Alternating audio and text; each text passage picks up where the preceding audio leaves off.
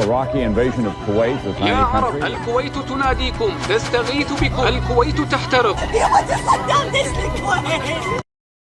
بداية التسعينات كانت اكو مشاكل كبيرة بين بلدين عربيين وهم الكويت والعراق. فيقوم الرئيس المصري حسني مبارك يسافر من مصر لغاية بغداد في العراق، ولما وصل للعراق قابل الرئيس العراقي صدام حسين وسأله بكل صراحة وقال له: يا صدام حسين، انت عاوز تعمل حاجة؟ وصدام حسين جاوبه وقال له: لا، أنا ما راح أسوي شيء للكويت. وبعد هاي المقابلة بأسبوع واحد يدخل صدام حسين هو وجيشه للكويت، وأعلن الكويت محافظة عراقية. وبعد هاي القصة دخل العراق بأزمات كبيرة وحروب، ولحد يومنا هذا ما طلع منها.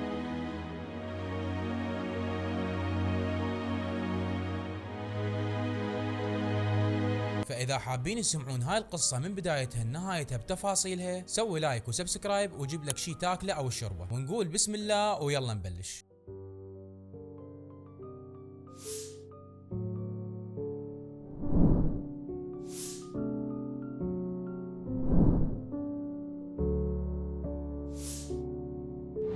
بسنة 1979 صارت مظاهرات كبيرة بإيران، ويسقط ملك إيران محمد رضا بهلوي، ويلزم الحكم روح الله الخميني. يعلن انتهاء الملكية بإيران وقيام جمهورية إسلامية. وطبعا أقرب دولتين عربيتين لإيران هما الكويت والعراق. فبعد هاي الثورة الإيرانية بلشوا العراقيين والكويتيين انهم يخافون انه هاي الثورة تصير عندهم وإيران تجي وتسيطر عليهم. وبهذاك الوقت كان اكو رئيس عربي جديد لازم الحكم بالعراق، وهو الرئيس صدام حسين. صدام حسين بهذاك الوقت صار له كم شهر لازم العراق، فالرجال بعده رئيس جديد ويريد يثبت نفسه، فطلع وقال للعالم كله: انا اريد احميكم من الخطر الإيراني. ما هو الطريق؟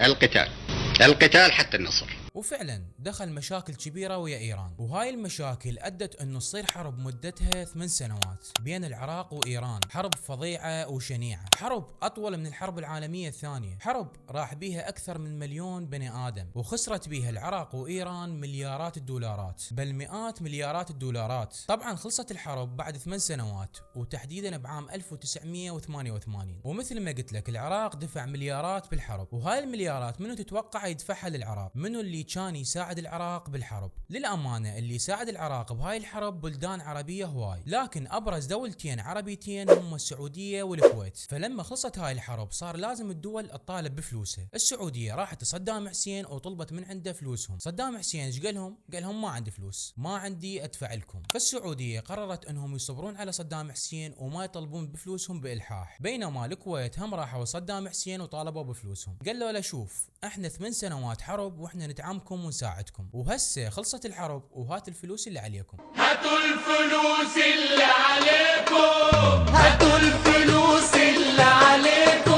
صدام حسين قال لهم: ما عندي فلوس اعطيكم، بلد حرفيا منهارة، بلد مدمرة ماديا واقتصاديا. فظلوا الكويت يلحون على صدام حسين ويريدون فلوسهم، وهذا اللي ادى تصير مشاكل بين الدولتين، مشاكل دبلوماسية بين السياسيين وبعضهم. هاي المشكلة ما كانت ابد على مستوى الشعوب كانوا يحبون بعض، يعني حتى الشعب الكويتي كان يحب صدام حسين، او بالاصح كان يعشق صدام حسين. صور صدام حسين كانت منتشرة بشوارع الكويت وببيوتهم. وهم صدام حسين كان اسطورة عند الاطفال بالمدارس الكويتية، لان بنظرهم بهذاك الوقت صدام حسين هو كان فارس الامة العربية، وحامي العرب من البوابة الشرقية، حامي العرب من خطر ايران. المهم نرجع للمشاكل اللي كانت صايرة بين البلدين. بلش صدام حسين يضخم بالامور، وبلش يوجه اتهامات للكويت ولامراء الكويت، لدرجة يوم من الايام طلع فجأة هيك وقال: انتم الكويتيين شلون تطالبون بفلوسكم؟ انتم اصلا فترة الحرب كنتوا تسرقون بفلوس العراق، يعني انتم هم فوق ما تسرقوننا وتطالبون بفلوسكم. وهم طلع وقال ان الكويت متآمرة ويا امريكا ويا دول الغرب بتدمير العراق. وما اكتفى بهاي الامور، طلع فد يوم من الايام وقال انه اكو مسؤولين كبار من الكويت سبوا على نساء العراق. قسما بالله اللي اسمع همسا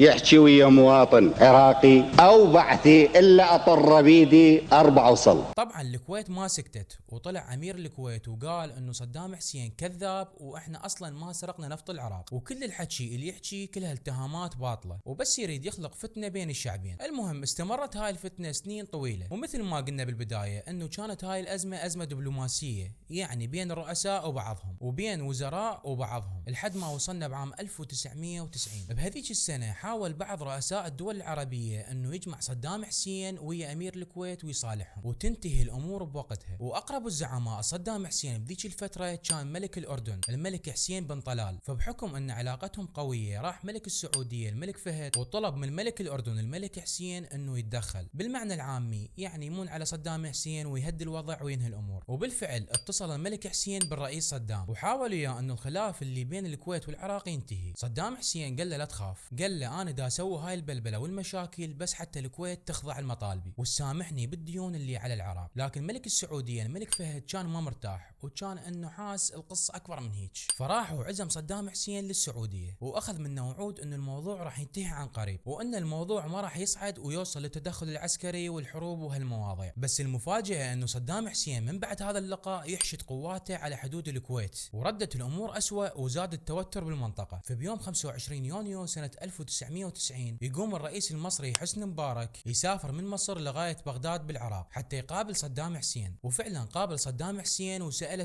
سؤاله كان بالحرف الواحد: انت يا صدام حسين ناوي تعمل حاجه؟ صدام قال له لا، انا ما راح اسوي شيء بس دا اسوي هاي الحركات حتى اخوف الكويتيين. كلمت مع الرئيس صدام حسين كتير وقلت له انت عندك نيه تعمل حاجه كده بصراحه؟ قال لي لا بس ما تقولش الكويت، تقول مش انا مش ناوي تهاجم. كان سؤال اسئلتي صريحه. طلعت من هناك على الكويت قلت له اسمع يا شيخ جابر، انا اتكلمت مع صدام حسين، هو قال لي مش هيعمل حاجه بس قال لي ما اقولهوش. فهنا الرئيس المصري اطمن وراح سافر من العراق للكويت وراح للكويت وقال لهم اسمعوا الكويتيين، انا قبل شويه كنت مع الرئيس صدام حسين وسالته هل انت ناوي تدخل للعراق؟ وقال لا، انا دا اسوي هيك على مود بس مجرد اخوف الكويتيين، وقال لي انه ما اقول لكم وانتم سووا نفسكم ما تعرفون. وراح الرئيس المصري دولته ولهنا الامور تمام، يعني مو كلش تمام، لان بعد اسبوع من هذا اللقاء وتحديدا ب 2 اغسطس من عام 1990 الجيش العراقي يغزو الكويت بامر مباشر من الرئيس صدام حسين. باول دقائق من الغزو صارت اشتباكات بين الطرفين. يا عرب، الكويت تناديكم، تستغيث بكم، الكويت تحترق، الجار ينتهك حرمة الدار. هيا يا عرب، الكويت تتعرض لأكبر عملية اجتياح عرفها التاريخ. واستخدموا بيها مدافع ودبابات وأسلحة ثقيلة، لكن خلال ساعات سقطت الكويت واستولى الجيش العراقي على الكويت بالكامل. الجيش العراقي كان قوي جدا وغير هيك كان عدده 200 ألف جندي وبالمقابل 16 ألف جندي كويتي فقط، فال200 ألف قدام ال16 ألف ما راح يقدرون يسوون أي شيء. وبأول يوم من الغزو استشهد أخو أمير الكويت اللي هو شيخ فهد أحمد صباح على إيد أحد القناصين العراقيين، بينما أمير الكويت جابر أحمد صباح قدر يهرب هو وعائلته للمملكة العربية السعودية. وبهاي الأثناء سيطر الجيش العراقي على جميع مؤسسات الكويت وعلى الموانئ وعلى المطارات وعلى آبار النفط وسيطر على كل شيء. وخلال يوم واحد فقط طلبت الدول العربية من صدام حسين انه ينسحب من الكويت، لكن يطلع صدام حسين ويقول لهم لا انسحاب من الكويت. وهم الخبل طلع واعلن دولة الكويت محافظة رقم 19 للعراق، المحافظة 19 في خارطته العزيزة. وبنفس اليوم تطلع امريكا وتدين العراق وتهدد صدام حسين بالتدخل العسكري. هنا القصه بدات تاخذ ليفل عالي. وبهاي الاثناء سمع الرئيس حسين بالخبر ومباشره راح اتصل على الرئيس الامريكي جورج بوش الاب وقال له بالاتصال حرفيا: رجائي منك يا سيدي ان تحافظ على هدوءك ونود ان نتعامل مع هذه المساله بالسياق العربي. يعني بالعاميه، شوف يا رئيس امريكا، المشكله بين دولتين عربيتين، احنا راح نحلها بيناتنا، انتم خليكم بعيدين. المهم بعد ما حس الملك حسين الامور دا سوء اكثر واكثر، ما راد يخلي صديقه المقرب صدام حسين وحده، وراح وطار مباشره من عمان بالاردن لغايه بغداد. وقال لصدام حسين حرفيا: ليس من مصلحه اي احد غزو الكويت يستمر، العالم كله ضدك وسيخرجونك من الكويت بقوه. يعني قال له بالعربي: غزو الكويت مو من مصلحه واحد، انسحب من وقت ودير بالك امريكا تتدخل، لان الملك حسين كان هو مقرب من امريكا ويعرف حرفيا شنو هي امريكا. امريكا عندهم اقوى جيش بالعالم، عندهم قوات الكوماندوز وعندهم قوات المارينز وعندهم اقوى قوات بريه وبحريه واقوى طيارات بهذاك الوقت. وفعلا بعد مقابله الملك حسين ويا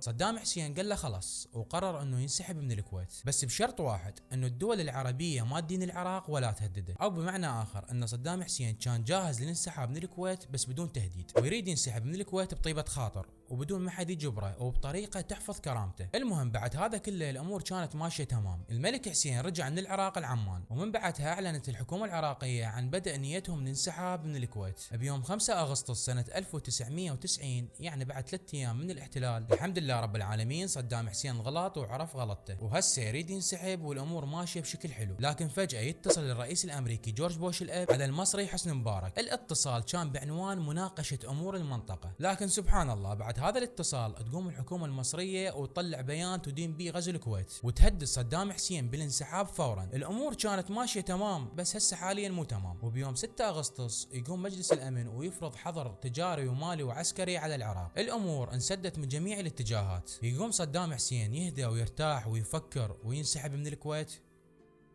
طبعا لا، بل انه قام يهدد السعوديه بالغزو، وطلع وقال انه العراق له حق باقليم الاحساء، اقليم جوا السعوديه صار يطالب به الضمه للعراق. ألا خسئ المجرمون وخسئ فهد. وبعد تهديد صدام حسين للسعوديه اجت الطامه الكبرى. يروح الرئيس الامريكي جورج بوش الاب ويتصل على ملك السعوديه وقال له انا سمعت انه صدام حسين دا يهدد بيكم، يمتى تحب ارسل له قوات امريكيه تحافظ على امن السعوديه؟ ملك السعوديه الملك فهد قال له قوات امريكيه؟ انا ما طلبت قوات امريكيه، طلبت مستشارين امريكيين. الرئيس الامريكي قال له يا جلاله الملك خليني ادز لك قوات تساعدك، شنو انت ما شفت اللي صار بالكويت؟ بس ظل مصمم الملك فهد وما يريد قوات امريكيه داخل السعوديه. لكن بعد الاتصال هذا بيومين صدام حسين يحشد الجيش العراقي على حدود السعوديه، وكانه دا يهدد بيهم ويقول لهم احنا نقدر نحتلكم مثلكم مثل غيركم. يروح ملك السعوديه الملك فهد يتصل على جورج بوش الاب. صدام حسين كان يعرف ان اكو جنود امريكان موجودين بالسعوديه، فحاول انه يطلع اقتراحات حتى ينسحب من الكويت. مثلا طلع اقتراح وقال انا انسحب من الكويت بس بشرط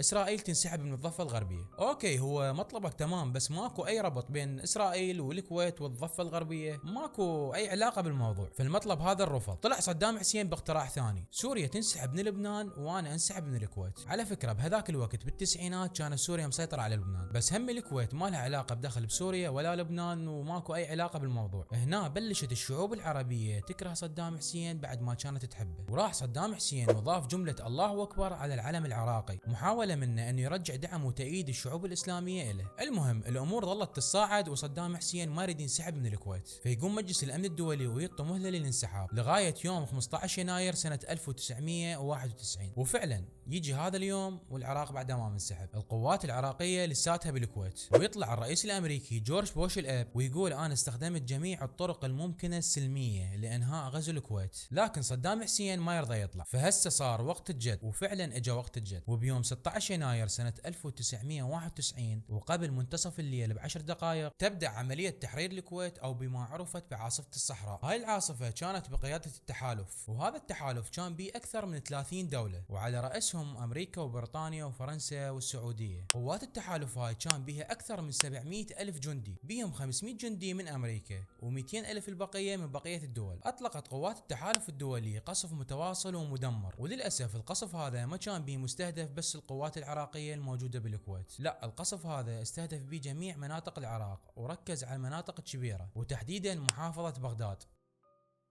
كانت بغداد لها النصيب الأكبر من القصف، وتوفى بسبب عدد كبير من الضحايا اللي ما لهم أي ذنب. وبالمقابل كان رد صدام حسين بعدها بيوم واحد. رد صدام حسين كان أنه يطلق 39 صاروخ على الاحتلال الإسرائيلي، وعلى أثرها أعلن الاحتلال الإسرائيلي عن موت 14 شخص من القصف العراقي. وطبعا كان رد إسرائيل ولا شيء، وحرفيا قالوا له روح الله يسامحك، عندنا امريكا وهي اللي ترد عنا. وظلت امريكا تقصف بالعراق وسوت حمله قصف جوي استمرت ل 43 يوم. خلال ال 43 يوم هاي امريكا ضربت وقصفت العراق باكثر من 100 الف غاره جويه. يعني صدام حسين ضرب اسرائيل 39 صاروخ، امريكا ردت ب 100 الف صاروخ. امريكا طلعت جنونها بهاي الحرب، حرب حرفيا امطر السماء العراق بالصواريخ، العالم كله ما شافها من قبل، وحتى كانت تجرب على العراق صواريخ جديده. خلال القصف هذا راح من خلاله آلاف العراقيين الأبرياء، وبعدها بشكم يوم صدام حسين وراح وصاب أكثر من 1,000,000 طن من النفط الخام في مياه الخليج العربي، وتم حرق آبار النفط بالكويت. وهو سوى نفس حركة السوفيت بالحرب العالمية الثانية، واستخدم سياسة الأرض المحروقة اللي هي علي وعلى أعدائي. القوات العراقية حرقت أكثر من 1073 بير نفط. الموضوع هذا سبب بغيمة كبيرة سوداء غطت سماء الكويت وسماء الدول المجاورة، مما أدى إلى حصول كوارث بيئية بكل أنحاء العالم. وبالمناسبة حرق الآبار الكويتية هي معروفة بأكبر حريق بالعالم، لأن هذا الحريق استمر أكثر من 11 شهر. المهم صدام حسين من بعد ما حرق آبار النفط وشمر النفط بالبحر، وراها أطلع أمر بانسحاب الجيش العراقي من الكويت. بس بعد شنو؟ فات الأوان. بينما القوات العراقية وهي جاي تنسحب من الكويت، تروح أمريكا وقاصفة الجيش العراقي وهو بطريقة للانسحاب، ويتم قتل أكثر من 70 جندي عراقي، ويتم تدمير جميع الدبابات والشاحنات اللي كانت موجودة على هذا الطريق. الطريق الموجود بين الكويت والعراق انعرف باسم طريق الموت، لأن مات به 70,000 بني آدم. أنت متخيل الرقم؟ 70,000. المهم بيوم 27 فبراير من سنة 1991 يعلن الرئيس الأمريكي جورج بوش الأب أن الكويت قد تحررت والجيش العراقي هزم. وهيك انتهت قصة من أفظع القصص اللي مرت علينا بالقرن الماضي، ومن بعدها بلشت قصص أفظع وأكبر. وها هي خلصنا. ولا تنسون الاشتراك بالقناة وفعلوا زر الجرس. كان وياكم أخوكم محمد، وأشوفكم بالمقطع الجديد إن شاء الله، ومع السلامة.